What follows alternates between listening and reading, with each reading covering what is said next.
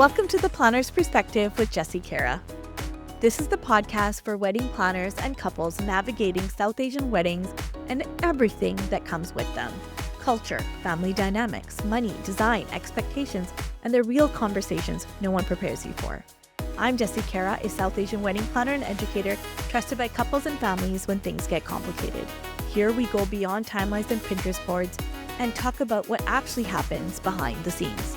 If you're a planner stepping into South Asian weddings or a couple who wants to understand the process more deeply, you're in the right place. Let's get into it.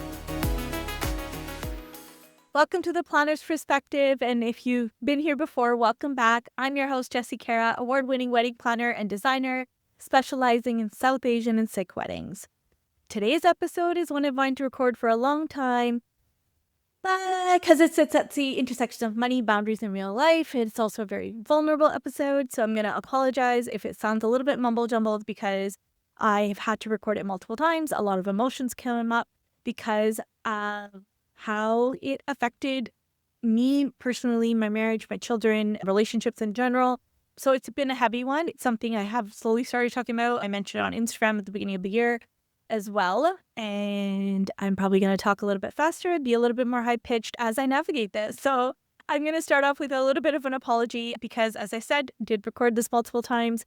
And it's just something that weighed on me. And it's something that I see a lot of vendors experience. So it's an important conversation to have.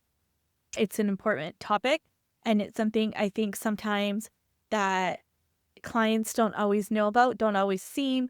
So then they start questioning why wedding vendors can sometimes be so strict about payments and payment structures. So yeah, let's get into it. We're going to talk about payment structures, as I said, and payments in the wedding industry. All right, here we go. Okay, so why vendors have the boundaries they do. We're going to talk about why those boundaries matter and what actually happens when they aren't respected. Because this episode is for vendors who struggle to enforce payment terms and for couples who may not fully understand what those terms are designed to protect, okay? This is not about blame, it's about understanding. Weddings are emotional. Money is emotional. And when you combine those two, things can get complicated very quickly. Payment structures are often misunderstood as rigid or inflexible, but in reality, they exist for very real and very human reasons. By the end of this episode, I want you to understand a few things clearly. Payment structures are about protection, not control. Late payments don't just affect businesses, they affect families. Boundaries around money are a form of professionalism. Vendors are not banks, and clear payment terms exist to protect everyone involved. Most vendors are not trying to take advantage of couples. I know people think that there's this wedding tax out there. We will discuss that in a different episode because it's pricing services and payment terms, although correlated. We're going to leave that for two separate episodes, okay? Vendors are simply trying to ensure that they are paid, period, okay? They just want to get paid for the work that they're doing, and they want to get paid on time and in full for the product or service that they are providing. As I mentioned, weddings are emotional, and that impacts money. Weddings bring excitement, pressure, expectation, and a lot of emotion. Sometimes people get carried away and commit to more than they can realistically afford. And sometimes financial situations change during the planning process. People may lose jobs, like things happen, but none of that makes somebody a bad person. But it does mean that clear payment structures are absolutely essential. These structures aren't meant to punish anyone for having a wedding. They exist to create clarity, fairness, and protection on both sides of the equation. Now, I'm at the hard part of this episode as I share my personal experience with late and missed payments. You can probably sense my energy in this episode. I've probably taken a lot more deep breaths than I was planning on it. But I do want to share this as honestly as I absolutely can, because in my career, I have experienced multiple bounce payments or final balances not being paid before events. I also had a client that downright refused a portion of their payment, which had nothing to do with my service, but because we're just going to leave it at that. And it caused a lot of damage in a lot of different ways. So I keep on saying this is heavy. I apologize, but this one's heavy. Okay. So looking back, I should have insisted on payment before the wedding, but the event was close. I didn't want to jeopardize the wedding. And this happened at every occasion that this has happened in. It was always because I always felt bad that, okay, we were so close. And if I didn't continue working, that it was going to cause more work for me. But in reality, what that should have done is I should have had a clause, which I do now, that as these things happen, there is an additional payment required to subsidize for that additional work or any additional changes that may be required because of it. Because I get it, like weddings, they're already a stressful time and then there's such an emotional time. When you put it all together, it's a lot. And I get that, especially for South Asian couples, because I find that they're not always funding their own wedding. So they're going to another person for this funding. And it's just, there's this domino effect, right? Okay, so not asking for the payment up front, even though I knew I needed to get that payment up front on each one of those occasions, and deciding to work through that decision had consequences, okay? And those came in the form of I charged expenses to my credit card, and as I waited to be paid, I paid interest on that. And then I still had contractors and employees that needed to get paid, or vendors that needed to get paid, where they were, because when I'm doing design, I'm charging out for design and then paying it out. So those things had to get paid off. So what was I doing? It was taking it off of a line of credit, had to pay interest on that too. I lived with this like extreme cash flow stress. And it was not just in my business, at home as well, which turned into like sleepless nights, it turned into chronic headaches, chronic stress, like legit. There was a point where from that stress, my left shoulder locked up and I could not raise my arm. Okay. And when I went to the doctor, there was like no reason for it whatsoever. It was just my body was reacting to the stress. And it resulted in me being short with my kids and just being short in general, because when they would want things, and I'm not talking about like expensive things, like these are things that I would normally say yes to, not a problem, I was snapping or I was just getting just frustrated. And the fact that they weren't even expensive or excessive things is something that still sits with me today. And every time I think about it, like I'm getting emotional recording this right now, which is why I had to re-record a few times. So if I'm being repetitive, I do apologize. It brings up this emotion, like just talking about this stress, I can feel it in my left shoulder. Like I feel it locked up right now. And I feel the weight of that, because it wasn't just these things. I also, for over a year, had saved up for an elective surgery. Like, I'm not even going to lie. It's elective surgery. It was an expensive surgery, but it was something that I had saved up for a year, over a year actually, and also had been physically preparing for a year. But I could no longer get that surgery because the payment didn't come in. And I had used the funds that I had saved up to make sure that contractors and employees were paid. Okay. I had started avoiding social plans to avoid spending money. I was angry. I was sad. I was mad. I was frustrated. I don't think I have ever questioned myself as a business owner, as a mother. I started questioning my worth. I started questioning if I even deserved to be doing what I was doing. I started saying, okay, maybe if my work was better, maybe if I had done more, maybe if I had done this, they wouldn't have allowed their check to bounce. They would have, made up for it immediately. Maybe they would have given me my payment on time. And in no way, I see this in hindsight, would that have made a difference? Like, it would not have made a difference in this world. But the fact that it made me question myself as a mom, that is something that will never be something that I can let go of. It is something I carry because it's not fair. It was not fair to me. It was not fair to my family. It was not fair to my marriage. And to top it off, I wasn't present. And I'm not saying not present with my family or my friends, because I was definitely not present with them. And as much as I don't want to be admitting this on a podcast, I wasn't present with my clients, because yes, I was still doing the things and I was like that hamster in the hamster wheel and I was doing everything that needed to be done. But was I doing it with intention? Was I doing it at my full capacity? No, I wasn't. So that was dominoing. Okay. So this was like, each one of these instances were not small inconveniences. They were like intense domino effect. And for most of us in the wedding industry, this is our sole income.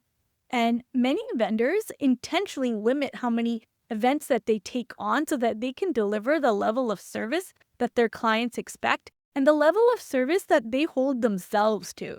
Because I know I hold myself to a much higher standard than my clients do. And I do that because when I got married, I hired a videography company that did not show up and sent another company. And it was just like all my photos from the morning, not the morning of the wedding, because I believed the first lie. And it was at the reception where I was like, hold on a second, like these were things that were promised me and now they're not happening. I show my emotions on my face, which have found that a lot of brides do. That all of my photos, you can see I was visibly upset. Like all my pre-reception photos, you see them. And so I've always tried to be very intentional. And because of that, I limit how much work I take on. Okay. And I know I'm not the only vendor who limits how much work they take on to ensure that they're showing up as their best self. So when you have like fewer bookings and whatnot, that means fewer payments coming in. And that's when payments really start mattering, because now those payments are being made out to other people, and there's teams involved, there's staff, there's contractors, there's people that rely on that income to feed their family. So at this point now, it's not just my family, it's the contractor's family or the teammate's family. So when a payment is late or missed, it doesn't stop with just that one person, it ripples. And final payments aren't required before the wedding because vendors assume bad intent. We are not assuming bad intent. It's just that either we or someone we know has gone through something. So then to make sure that we protect ourselves and all of our clients so that no other client then is, there's a repercussion. And that also works with rentals. Sometimes people after a wedding, they're like, oh, it's okay. It's not a big deal. I'll just return it 2 days later. Or, drunk person at the end of the night is like kicking things around, not thinking it's a big deal when that business has it going out for somebody else the next day or the day after. Like all of these things, all of these choices, there is repercussions, and maybe not for you because you might not think a couple $100 is a big deal, but for the next wedding or the next, like anything that's affected, it could possibly mean a lot more than that, because there's timing. There's just like the repercussions come at a cost to myself and to those around me, and other vendors feel that way again. We don't want to have to deal with it again. We don't want to experience it again. We don't want other people to experience again, and we don't want our clients experiencing it, because one client shouldn't have to pay for another client like messing up. That's not fair. In the weeks leading, people will be like, oh, okay, it's okay. What's the big deal? I'll pay for it like the day of, or I'll pay for it after the wedding. But the weeks leading up to a wedding, you are busy, especially with South Asian weddings. You are busy. And then the weeks afterwards, often they're pretty crazy too, because you have family from out of town. There's like celebrations. You've got dinners. You're like getting ready to maybe go on your honeymoon, or people are having like dinners for you and parties for you. And then it's very easily that it could happen that you don't actually have the time, and you're not doing it on purpose, but you're just like crazy busy and you don't have time to go make that payment. So all of a sudden now that payment's not delayed by 2 or 3 days, and it's delayed by more, because life like literally takes over. You're dealing with friends, family. There's just a lot going on, and everybody gets that. That is why it's like, okay, hold on, everybody step back for a moment. If we get it taken care of beforehand, there's a reason for that.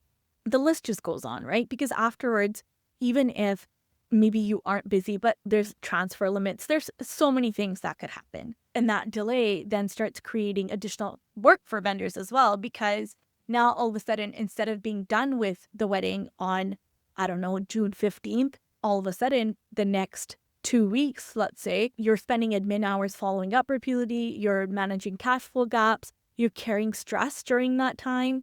And it's just like, you want to be able to wholeheartedly handle your next client, be there for your next client. But if you're too busy, like running around trying to get paid from the one before them, you can't fully be present for your next one. And final payments from the event protects couples too. And it's just overall, that structure is preventative, not punitive. So no, it's not feasible to wait until after. It's just the same thing. It's like you go to work and let's say you get paid on the 15th and the 30th of every month. But this month on the 30th, your boss goes, hey, you know what? I'm just like really busy. My family's here out of town. I'll just pay you on the 15th for this whole month instead of 2 weeks. You wouldn't find that acceptable. And that's basically how it is. Because even if everything goes perfectly in the wedding, vendors are paying for weddings in real time, like wages, contractor supplies, insurance, gas, storage, administrative labor. Those costs don't wait until after the event. So waiting to be paid also creates additional unpaid labor. As I mentioned, like chasing payments, sending reminders, managing uncertainty. Vendors, they're not banks, as I mentioned, literally was paying interest. And also that time and energy of trying to, like if phone calls aren't being answered, to go and knock on a door, like nobody wants to do that, right? And we literally cannot be financing clients' weddings on their behalf. And even flexibility has limits because most vendors, like I can honestly say every single one of my clients that I have worked with, I have been fully invested in. And I treat their event like it's my event. Like it is important to me. I have stayed up all night creating things when brides ordered something and they didn't come in on time to help them make it for them or do things, and being paid on time allows me to do that. It allows me to have that capacity. It allows me to make that decision to spend that extra amount of time, money, energy, whatnot to take care of it. Because most wedding vendors are big-hearted people that just really love weddings and love events. I know there's some that aren't, but a lot of the ones that I see are not in it to make money. They actually like really love and enjoy what they do. And that's why this industry really attracts big-hearted people. And often these people have people-pleasing tendencies based on all the work that I've done with planners in the industry and like the coaching and stuff. But you know, those people-pleasing and tendencies and the love that they have for our clients that all of us have, that care and that love doesn't eliminate the costs associated with our work. And if every client required special exceptions or extended timelines, the business would not survive. And boundaries are not a lack of compassion. They are what makes it possible for vendors to continue doing the work that they're hired to do.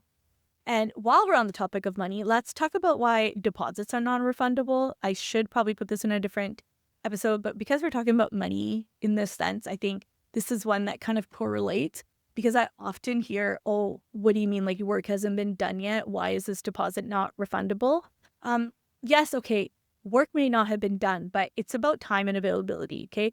So that deposit that is paid, it is reserving a date that is no longer being marketed. And for full service planners and designers, one wedding, usually we're not just taking off one singular week. Like I know for myself, if I have a full service wedding, I am blocking off 2 to 6 weeks. So as soon as I get that wedding, let's say you book for BC Day long weekend or you book Labor Day long weekend, any one of those weekends, I cannot take a wedding the week prior or the week after, especially if you're having like an estate wedding, because tenting and all that stuff, usually minimum 2 weeks before, we are on site starting to work. So now if you've reserved this date, I have now held off minimum 3 weeks before and minimum 1 week afterwards, most likely 2 if it's at your home. Then, you know, estate weddings, I'm marking off minimum 2 weeks. Afterwards, that's 5 weeks already. So that deposit now, I have said no or blocked off that 5-week time frame. And that's not the case for just me, that's for other people as well. And depending on the workload and season, those dates really matter. So when a booking is canceled, that opportunity usually cannot be replaced. And those deposits protect that loss of time and loss of income if we can't fill that space. And I can't speak for anybody else, but I know for myself, if I'm able to fill that spot, I will return the deposit. But if I can't fill that spot, that's a totally different conversation, because at that point then I need to ensure that the time that I booked off for you, that I am compensated for it. Now, I should say there are circumstances where it's like a wedding has to be canceled, and that's a totally different story. But if it's just, okay, it's not working out, we don't want to do this, then unfortunately it is non-refundable. Also, I think now is a good time to talk about payment options, because this is where both parties can actually be supported when systems are designed thoughtfully. And this is something actually I really worked on after getting royally screwed with payments and just having clear boundaries, because I realized like clear boundaries, they don't mean they're rigid systems with no room for care. They're just intentional.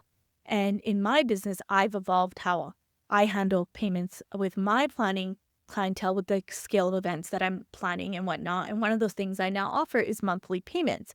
So instead of doing a large upfront payment and then another large payment towards the end, and then I had split it into three like payments, now I actually offer monthly payments. And what that actually does, because I am working from the moment that I'm booked, especially with planners, like the bulk of our work is done behind the scenes. It's not on site. It's not like photo video who's working on site, right? It's not like the florist who's working on site. We start working the day we get hired. And not that these other vendors don't, because, you know, they're building your vision, they're sourcing your flowers, they're coming up with the vision for your engagement shoots and whatnot, or pre-wedding shoots. I completely get that. Everyone's working, but the bulk of our work of finding all your vendors and ensuring that everybody knows what they're supposed to be doing and coming up with the timelines, we do a lot of work throughout the process. And that way, as those hours are happening and as the team and the contractors are getting paid with monthly payments, it allows that to get paid as things are going. And not only that, I do this with a credit card on file, and I do not pass on the credit card processing fees to my clients either, which I know is very common. But the reason I don't do it is because I personally feel that credit card processing fees are a part of running a business. It's just like a software, insurance, or admin time, right? It's a cost of providing a service. And I just think that as business owners, we can price our services to take those fees into account and then just give a discount to somebody who is not utilizing that service instead of charging additional to someone who is, and just shifting how we position our services, because giving a 5% discount to somebody who's going to pay me through a transfer, through a wire transfer or whatnot, instead of paying credit card, I feel like it's just like raising kids. Like instead of punishing them for doing something wrong, instead of that, rewarding them for doing something good, like just kind of carries on around to your business. I hope you get that relation there. And also, like instead of surprising a client with this additional fee when they're ready to make a payment at checkout, right? Because it's going to prevent confusion of why the amount is different than what was discussed. It maintains trust that there's not this additional fee, and that going forward, they're not going to get these random fees going on, and also speeds up payment. So like if you go in expecting to pay $3,000 and you're like going to make that $3,000 payment, whereas if all of a sudden that $3,000 is now $3,300 or $3,900, you're going to start going, hey, hold on a second. Why that difference? And you start questioning it. And to maintain trust in a relationship, like I just find those things are easier. I also believe that convenience has value. And for many couples, monthly payments help with cash flow planning and peace of mind, especially as I am finding with my transition, more and more of my couples are paying for their own wedding versus going to their parents. So being able to do these monthly payments via credit card where they just input and just auto charges is really helpful to them. So it really is a win-win situation, because it also allows them to spread payments out in a predictable way rather than facing like large sum payments at already stressful moments. And also, you know, having these options doesn't mean that I have weekend boundaries. It just means I have created something that works for me and my clients. And for you, that may be different. So you can look into what works best for you. But the key is that the vendor still gets paid on time, the terms are still respected, and that structure still protects the business.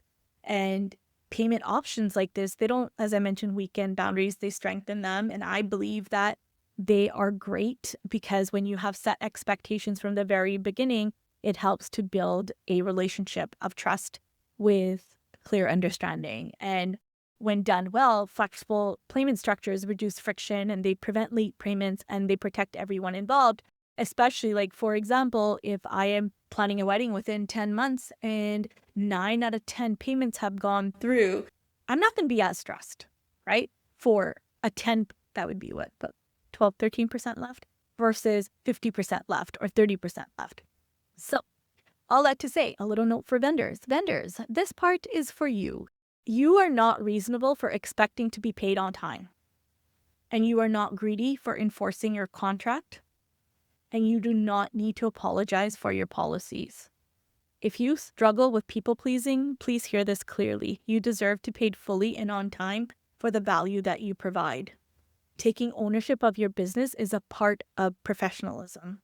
Your boundaries protect your business, your mental health, and your family. And I'm going to say that again. Having boundaries in your business protects your family.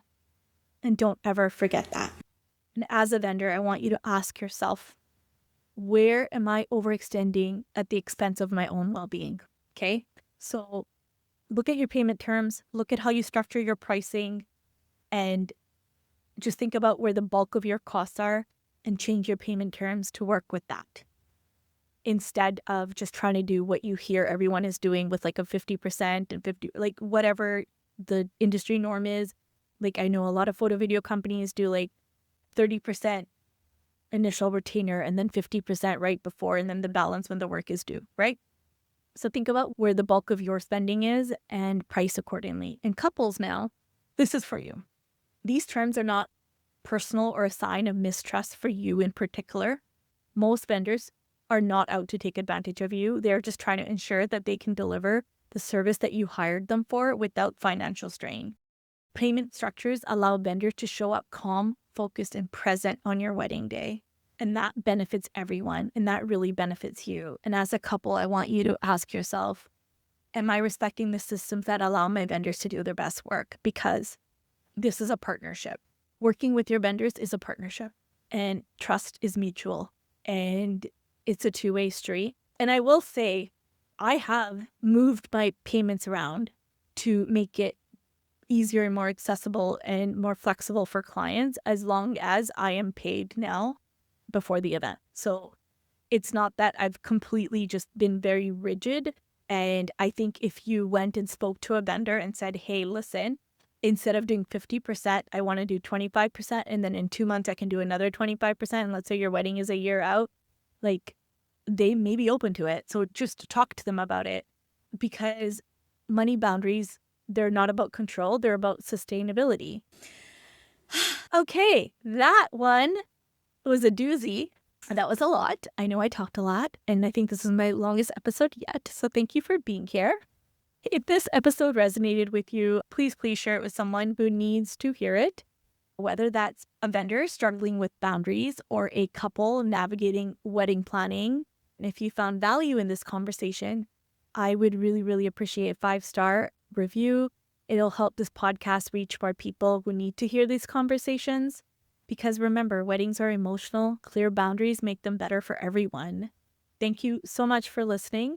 And I just want to also mention in the show notes is a form that you can fill out if you have ideas for another topic.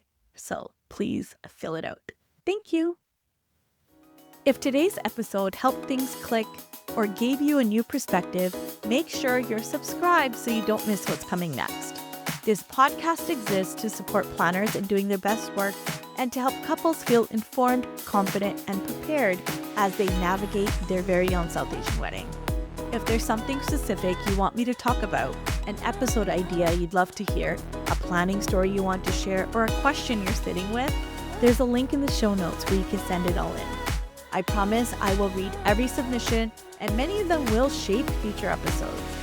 You can connect with me at www.jessicara.com or on Instagram at jessicara. If you're ready to navigate South Asian weddings with intention and confidence, I'll see you there. And if this podcast is supporting you in any way, I would truly appreciate you taking a moment to leave a 5-star review. It helps more planners and couples find these conversations and keep the space growing. Until next time, trust your perspective and plan with clarity.